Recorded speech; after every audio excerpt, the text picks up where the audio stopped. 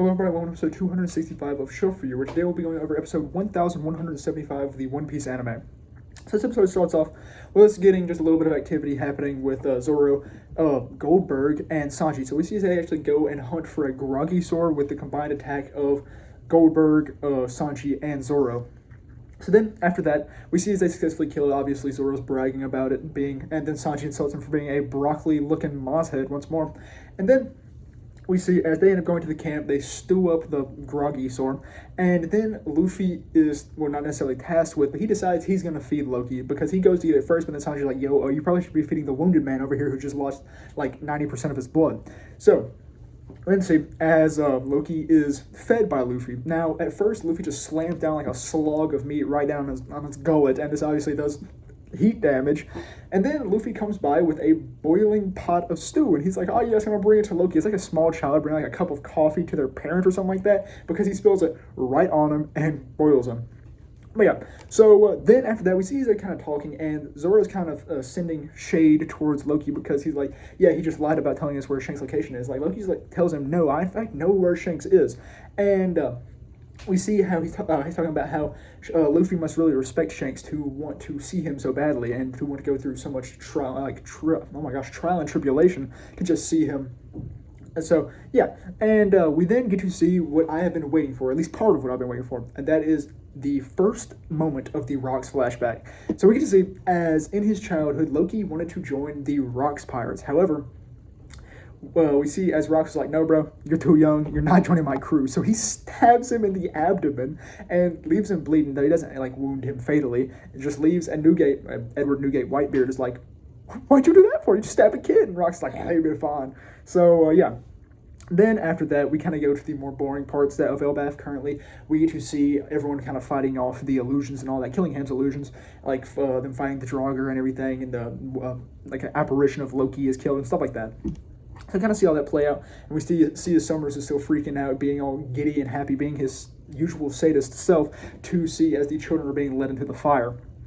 Now, this kind of perplexes me, and it's always perplexed me for the entirety of the Elbaf, arc, because, I mean, I've been reading the manga alongside watching the anime. However, like, why is Summers so happy about the kids dying in the fire? Like, isn't his whole goal to get kids? Like, I get it, he's a sadist, he wants to see the kids burn and all that, he wants to see the parents suffer, but, like, still, bro, that is your whole goal, so why not execute it and actually get the children? But yeah, that is what it is. So, then we see as, we get a look at Saul. Saul's freaking out because these children are getting absurdly close to going into the fire, and he needs to find a way to stop them. However, no one has an idea. The firefighting forces of Elbaf are unable to stop this fire because of how intense it is. So we then see, as it looks hopeless, these children are getting absurdly close. We see the first one actually almost steps their foot within the fire, and then the good old grandfather of the Straw Hats, first son of the sea, Jinbe, comes in clutch. He hits him with a sea cloud over the shoulder throw and blasts the entire massive inferno that all of the firefighting forces of Elbaf could not take. And this is very impressive considering that Elbaf's two main weaknesses are thunder and fire. Well, not thunder, because thunder is not physical, but electricity. Not electricity, like lightning and fire. There we go. But yeah, so kind of see all that play out. And Jinbe, like I said, successfully quells the flame. Very impressive of him. And everything seems to be hunky-dory now. The kids, though they are not released from Gunko's arrow ability, nor Somers' thorns, nor Killingham's dream-like stasis, they are not at imminent threat of being burned alive. So yeah, then, like I said, everything seems hunky-dory. Everything seems like it's all, I guess, beans and potatoes. But yeah, then Gunko hops down onto the mast of the ship and is like, oh, I didn't know that there was one of them outside of the school. And she has noticed Colin, and it appears that she's about to attack the Straw Hats, which are on Colin's ship. I believe it's Usopp, Brook, Nami, and Jinbe. And obviously Colin himself. And that's where the episode ends. Now, we are getting imminently close to the Rocks flashback, and I cannot wait to see it. Also, especially with the announcement of the God Valley movie and the Bad movie as well.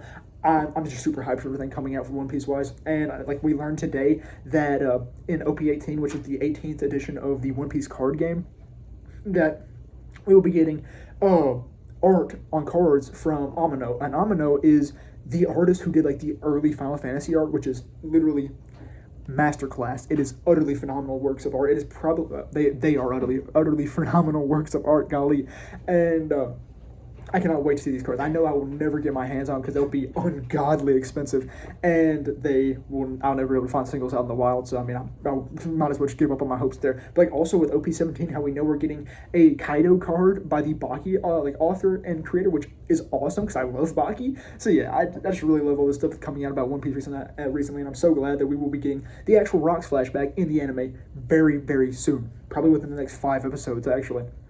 So yeah, that's all there really was for episode 1175 of the One Piece anime. That's all we have for episode 265 of Shelf Review. So thank you very much for watching.